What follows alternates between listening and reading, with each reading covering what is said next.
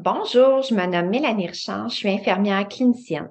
Cette vidéo sert à répondre à une question que je me fais souvent poser auprès des gens dans ma clientèle qui ont un trouble de personnalité limite, qu'on peut mentionner aussi trouble de personnalité borderline ou TPL. La question est, qu'est-ce que je peux faire avec mes émotions intenses ainsi que mes relations qui peuvent être conflictuelles, difficiles? Donc, voilà quelques pistes que je vous mentionne pour vous inspirer.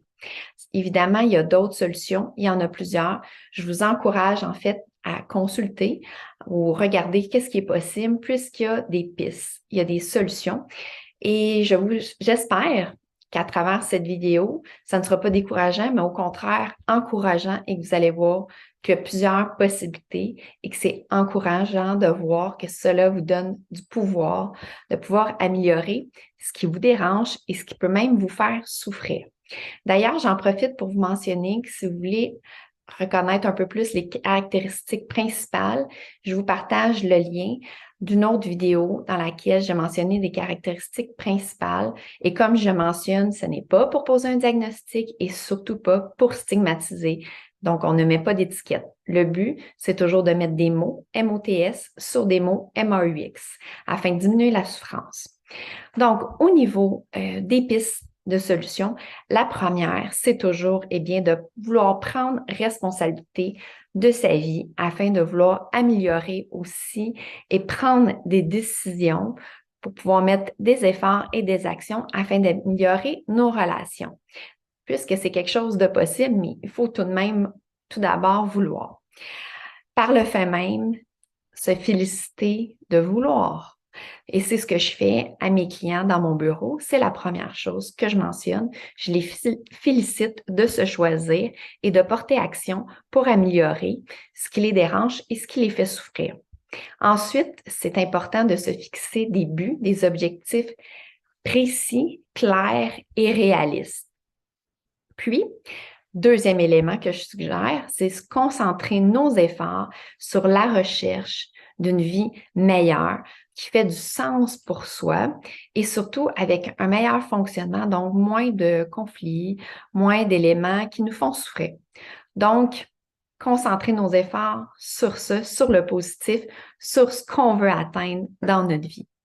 Ensuite, élément super important qui fait partie de ce qu'on voit en thérapie et vous pouvez aussi peut-être voir dans certains livres, mais je vous suggère en thérapie, ça peut être vous faites comme vous voulez. Mais en thérapie, ce qui est bien, c'est qu'on a quelqu'un qui nous accompagne, qui nous soutient, qui nous encourage dans nos efforts, qui nous aide justement à garder le focus sur le positif, sur notre but et vers toutes les améliorations qu'on fait.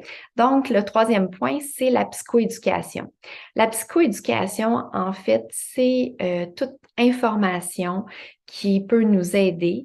Et au niveau de l'information, c'est pas juste de, premièrement, comprendre ce qu'est le TPL pour pouvoir mieux se comprendre, aussi être capable de mettre des mots. C'est aussi au niveau de l'autogestion, des recommandations, toute l'acquisition des compétences qui peuvent être faites et évidemment la recherche de solutions aux problèmes. Ce sont des éléments qui peuvent être faits en psychothérapie et qui sont très aidants. Puisque comme je vous ai dit dans l'autre vidéo, c'est possible de pouvoir améliorer la situation et se sentir mieux. Donc, il y a plusieurs éléments qui sont favorables. Évidemment, ça demande des efforts. Il n'y a jamais rien qui est facile.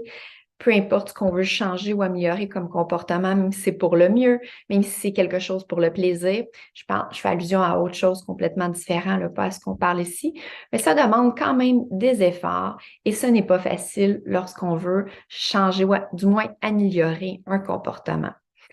Au niveau aussi de la psychoéducation, c'est super important de diminuer les préjugés.